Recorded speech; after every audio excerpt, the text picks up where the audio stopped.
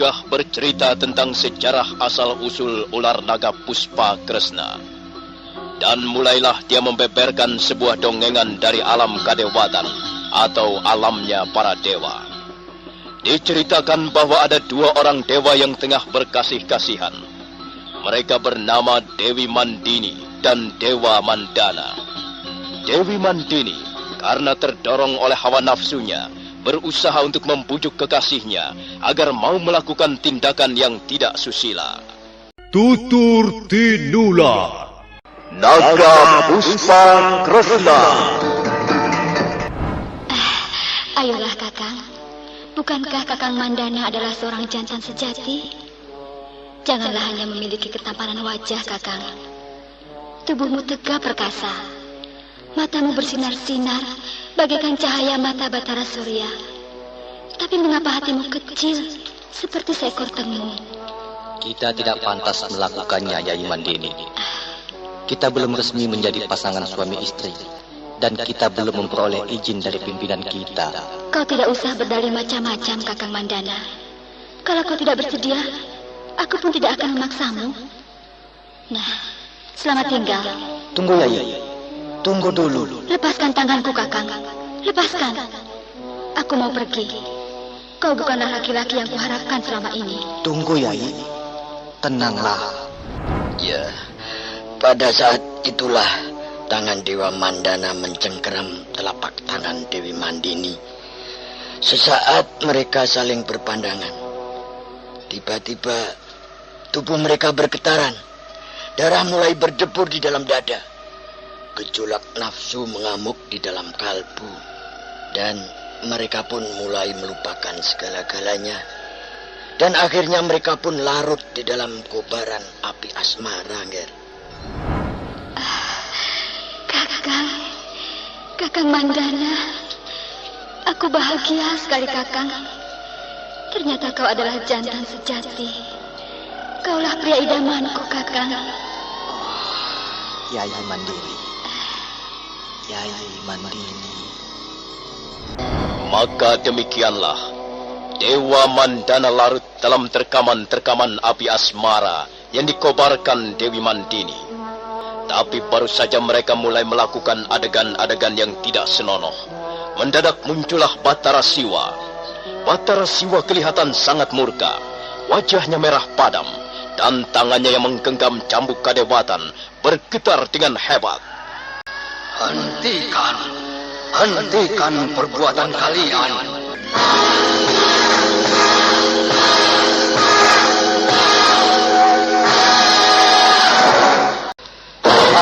Makhluk berbudi rendah. Kalian tidak pantas hidup di alam kadewatan. Kalian telah mencemari alamnya para dewa. Kalian telah mengotori tempat tinggal. Hai Mandini dan kau Mandana, sadarkah kalian apa yang telah kalian lakukan? Batara Siwa, ampunilah kami. Kami telah lupa diri. Batara Siwa, dewa junjungan kami, ampunilah kami. Kami mengaku bersalah. Kami telah terpleset ke dalam lumpur dosa. Kalian berdua harus diganjar dengan hukuman yang setimpal. Kalian harus dihukum berat. Batara Siwa kemudian mengibaskan jubahnya. Selanjutnya tangannya yang menggenggam cambuk bergerak melayang ke arah Dewi Mandini. Cambuk itu berkelebat dan menimbulkan api bagaikan kilat. Dewi Mandini menjerit. Dewa Mandana segera melepaskan tangan kekasihnya yang telah berubah menjadi seekor naga hitam. Dewa Mandana masih ternganga keheranan ketika mendadak cambuk Batara Siwa melayang ke arahnya. Kali ini pun cambuk Batara Siwa tepat mengenai sasarannya. Seketika Dewa Mandana berubah bentuk menjadi seekor naga putih. Wajah Batara Siwa masih merah padam. Matanya bagaikan memancarkan cahaya api yang bernyala-nyala. Suaranya mendengus keras ketika bicara. Kalian berdua tidak pantas tinggal di alam kadewatan. Perbuatan kalian yang kotor dan hina harus kalian tebus dengan penderitaan. Pergilah kalian berdua ke bawah sana. Ayo, cepat. Pergilah dan tinggalkan segera alam luhur ini. Kalian lebih pantas tinggal di alam yang lebih rendah. Alam yang masih dipenuhi oleh hawa nafsu. Ya, begitulah, Nger. Dua makhluk itu pun akhirnya diusir dari alam kadewatan. Cambuk Batara Siwa menghempaskan dua makhluk itu ke alam yang lebih rendah. Alam kita ini, Nger, alamnya manusia. Dewi Mandini yang telah berubah menjadi ular naga puspa berwarna hitam nampaknya sangat kecewa dan marah. Sementara itu Dewa Mandana yang telah berubah menjadi seekor ular naga putih berusaha mengejar dan menghibur hati kekasihnya. Dua makhluk itu pun kejar mengejar tiada hentinya. Dewi Mandini berusaha untuk menghindar. Dan seringkali Dewa Mandana kehilangan jejak kekasihnya. Lalu, apa saja yang dikerjakan oleh ular naga hitam itu setelah tiba di muka bumi ini, Bapak Lunggah? Ya, itulah, Nger. Dewi Mandini atau ular naga hitam berusaha untuk menghindari kejaran ular naga putih. Dan Dewi Mandini memang mempunyai benih-benih watak yang tidak baik, Nger. Dia seringkali mengganggu manusia, apalagi manusia yang berwajah tampan dan berhati mulia. Maaf, Bapak Lunggah. Lalu apakah hubungannya antara Dewi Mandini atau ular naga puspa hitam itu dengan ilmu kanuraga naga puspa tahap yang ketiga? Nah, begini, Nger. Saya memperoleh dongengan ini dari guru saya, Empu Sasi. Entah benar, entah tidak. Tapi katanya Empu Sasi pernah menjumpai secara langsung ular naga puspa Kresna. Bahkan dia pernah bertarung melawan ular itu. Dalam pertarungan maut, Empu Sasi berhasil digigit bagian lengan kirinya. Tapi karena Empu Sasi memiliki kesaktian yang luar biasa besarnya, dia mampu bertahan hidup. Bahkan kemudian kekuatan tenaga dalamnya semakin berlipat ganda. Selanjutnya Empu Sasi mulai merenungkan peristiwa yang baru saja dialaminya. Kemudian dia merakit pengalamannya itu menjadi sebuah ilmu baru yang dinamakan ilmu kanuragan naga puspa. Tapi sayang sekali, Nger, beliau terpaksa tidak bisa mengajarkan ilmu ini kepada murid-muridnya karena memang dibutuhkan persyaratan yang sangat berat.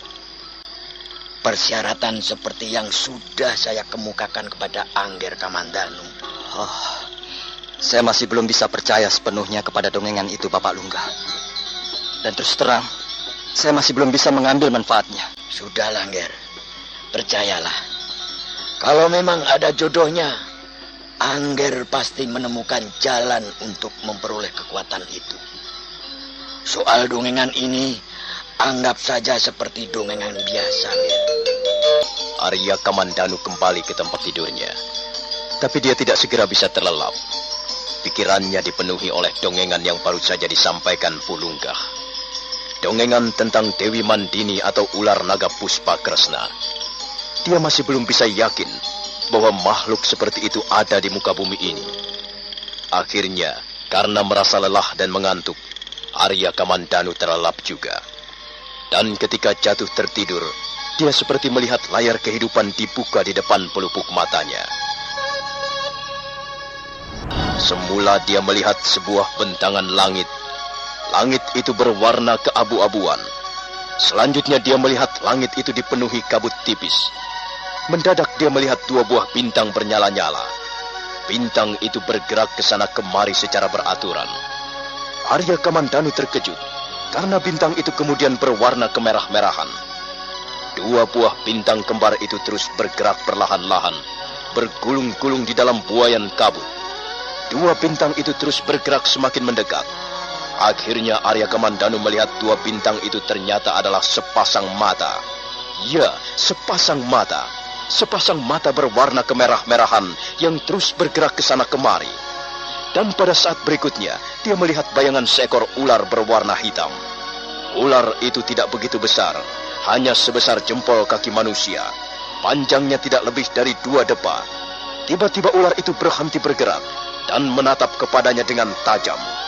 Sisik ular berkilat-kilat bagaikan kepingan mata uang logam yang sudah usang. Arya Kamandanu menggigil ketakutan.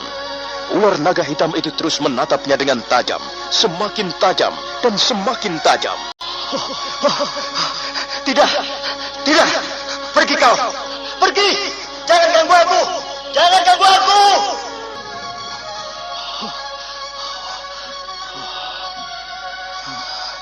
Mengerikan sekali. Tapi rupanya aku hanya bermimpi. Mungkin aku terlalu dipenuhi oleh pikiran-pikiran mengenai ular naga puspa. Aku terlalu tercekam oleh dongengan yang baru saja dituturkan oleh Bapak Lungga. Tapi, benarkah ular seperti itu ada di muka bumi ini? Bukankah ular naga puspa Kresna hanyalah sebuah dongengan belaka? Malam itu Arya Kamandanu tidak lagi mampu menidurkan pikirannya. Benaknya dipenuhi terus-menerus oleh perwujudan dari ular naga puspa Kresna yang baru saja dilihatnya dalam mimpi. Pandangan mata ular yang tajam berkilat-kilat itu terus-menerus menghantuinya. Tapi dia tidak segera menceritakan perihal mimpinya kepada siapapun. Dia menduga, tentulah hal itu nanti akan hilang dengan sendirinya. Namun ternyata tidak. Perwujudan dari sosok ular hitam itu terus-menerus bercokol di pusat pikirannya. Semakin dikibaskan, semakin dilupakan. Sosok ular hitam itu semakin nampak nyata, seolah-olah menari-nari di depan pelupuk matanya. Hai Kamandanu. Kamandanu, apa yang sedang kau pikirkan? Tidak, Wuni. Tidak. Tidak apa? Jelas kau sedang memikirkan sesuatu. Matamu menerawang jauh ke sana. Jelas pikiranmu sedang tidak ada di tempat. Apa yang telah mengganggu pikiranmu, Kamandanu? Sudahlah, kau tak perlu merisaukan tentang ilmu kanuragan naga puspa itu. Aku yakin Bapak Lungga akan mau menolongmu. Kita tunggu saja. Kau harus bersabar, Kamandanu. Tidak, Wuni. Bukan soal itu. Lalu, soal apa lagi? Semalam aku bermimpi. Nah, pastilah kesehatanmu sedang tidak beres, Kamandanu. Tapi tidak. Kau tidak demam. Dahimu tidak panas. Kau bermimpi bertemu dengan seorang gadis cantik, ya? Iya. Kau tahu siapa nama gadis cantik yang kau temui dalam mimpimu itu? Kamandanu? Ada apa kau ini? Tidak, Wuni. Tidak apa-apa. Aku sehat. Aku katakan bahwa aku semalam bermimpi. Iya. Siapa nama gadis yang kau temui dalam mimpimu itu? Nini Lojinggan, ya? Kau ini macam-macam saja, Wuni. Aku tidak bermimpi bertemu dengan gadis. Dengar, Wuni. Semalam aku bermimpi bertemu dengan seekor ular. Seekor ular? Aku tahu, Kamandanu. Kalau seseorang bermimpi bertemu dengan seekor ular, artinya ada seorang gadis yang mengharapkan cintanya. Kau percaya tidak? Kau tidak usah khawatir. Jelas gadis itu bukan aku. Aku kan cukup tahu diri. Tapi aku khawatir kalau gadis itu bernama Nini Lojinggan. Sebab kalau memang benar demikian, keadaannya bisa menjadi runyam. Tidak, Wuni. Makna mimpiku semalam sama sekali tidak menyangkut diri seorang gadis. Aku bertemu dengan seekor ular naga berwarna hitam. Matanya sangat tajam memandang kepadaku.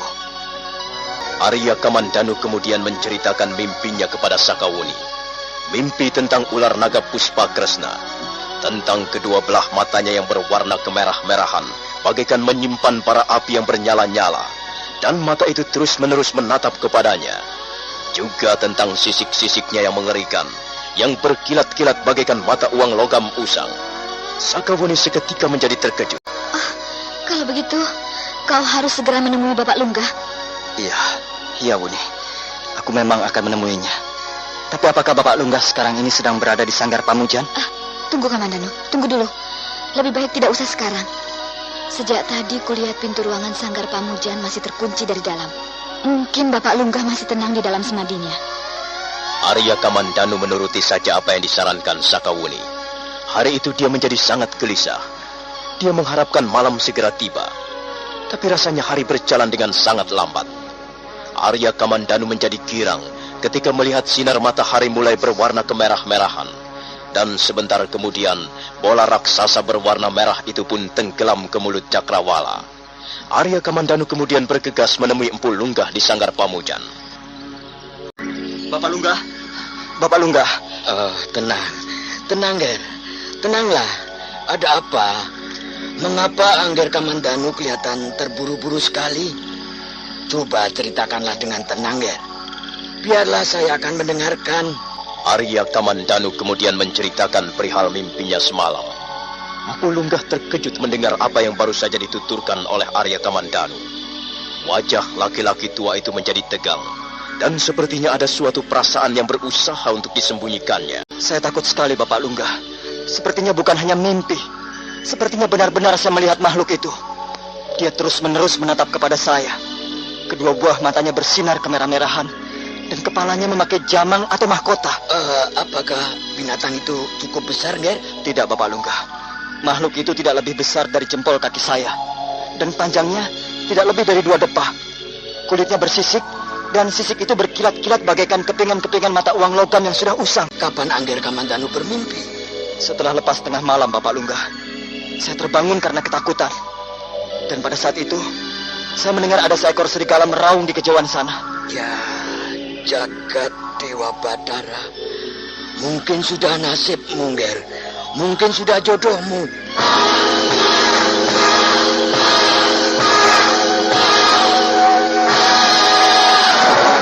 Arya Kamandanu menatap Empu Lunggah dengan pandangan bertanya-tanya. Mungkin sudah nasibmu. Apa itu artinya? Mungkin sudah jodohmu. Apa artinya? Sementara wajah Empu Lunggah masih dipenuhi ketegangan. Nah, saudara pendengar, apa yang dimaksudkan Empu Lunggah dengan nasib ataupun jodoh itu? Silakan menunggu seri berikutnya. Sampai jumpa.